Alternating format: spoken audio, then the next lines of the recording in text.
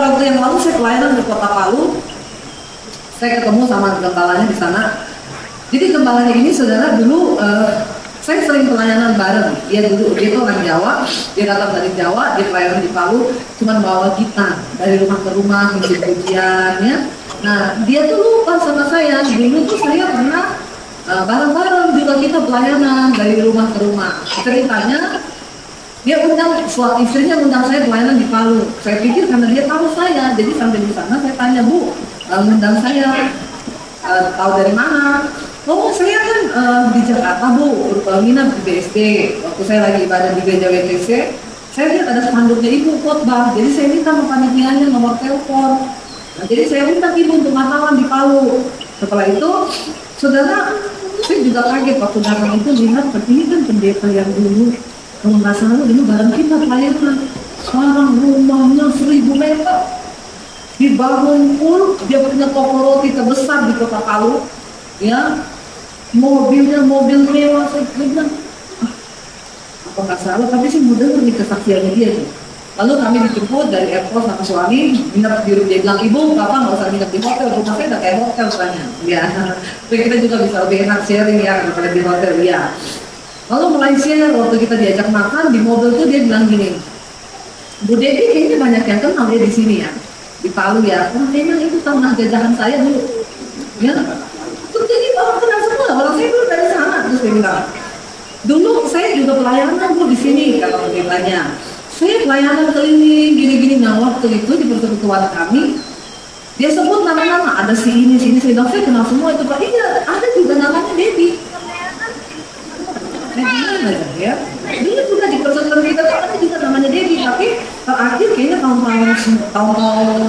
98 atau 99 tuh saya dengar dia ada pelayanan bareng John Hartman di JO Studio waktu itu di Makassar.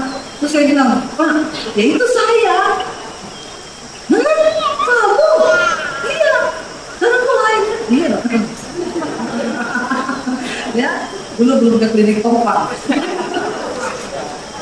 Ya, jadi cerita bukan ini yang saya juga. Lalu mana loh? Ya ampun. Ya itu asalnya dulu nih kita. Saya bilang, saya tahu banget dulu. Artinya saya manggil panggilan saya yang dulu. Saya manggil Pak lagi, Kak. Saya bilang, saya tahu dulu Kak. Kita dulu karena kan bawa kita kemana-mana kita pelayanan. Iya. Dia bilang sama suami saya, tanya deh hidup saya dulu kayak apa. Singkat cerita, waktu itu setelah saya udah tinggalkan Kota Palu, ternyata dia menikah sama satu orang pemilik toko roti di Palu.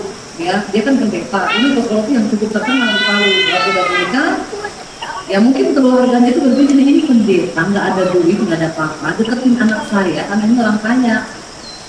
Ya, terus kan ceweknya itu Chinese, pendetanya ini Jawa. Ya, tapi kan di dalam rumah sebenarnya tidak ada pernikahan dilarang-larang ya Chinese nikah. Buktinya mangga sama apel aja kawin, mangga apel kan. Saya waktu dikasih, Bu ini mangga apel ya, bentuknya kayak apel tapi mangga Bu. Saya bilang ini orang tuanya nggak larang. Maksudnya Bu, ini mangga kawin sama apel kan nggak boleh. Lalu ya dia nggak dicurigai sudah. Dipikir nih dia nikahin anak saya karena orang kaya. Akhirnya ini menurut persaksiannya dia bersaksi sama kami.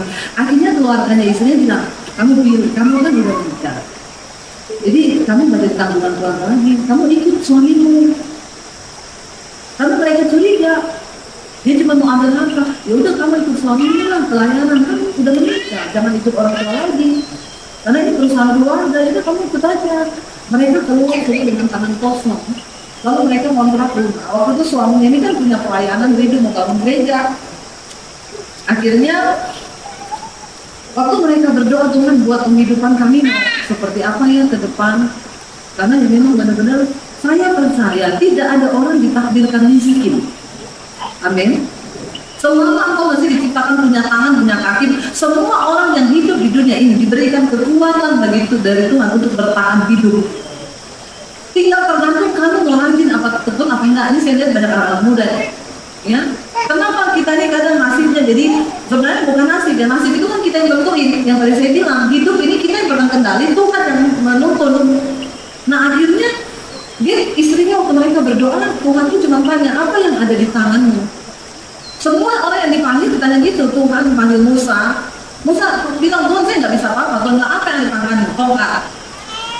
Ya, Yosua, Tuhan saya nggak pintar ngomong. Apa yang kamu miliki? Jadi lalu di sini dia bilang, ya saya cuma bisa bikin roti. Tapi itu pun di keluarga kayak gitu tuh pakai mesin semuanya. Nah, ini lalu mereka akhirnya sepakat, jadi kita mulai usaha yuk buat roti. Bikin pakai tangan dulu, kecil-kecilan, bikin. Tiap hari mulai ada pemasukan 50.000, naik dari 100.000, naik dari 200.000, naik dari 1 juta per hari. Lalu dari toko roti, dari toko mesin roti datang, Cik, kayaknya mau serius buka toko roti, ambil mesin dong. Saya nggak ada uang, ambil aja dulu, gampang bayarnya. Sudah lihat ya, makanya Alkitab bilang nama baik itu lebih berharga daripada kekayaan besar. Sekalipun kekayaanmu habis, tapi engkau masih punya nama baik, itu modal utama. Ketika engkau punya kekayaan tapi nama baikmu rusak, begitu engkau bangkrut nggak ada yang percaya. Dan jadi tolong dijaga nama baik, amin. Ya, nama baik itu penting. Lalu ambil aja kecil, ntar bayarnya gampang. Ya ambil mesin saudara, bikin roti. Oh, saya naik terus. Akhirnya sekarang tokonya yang terbesar, lebih besar dari punya keluarganya.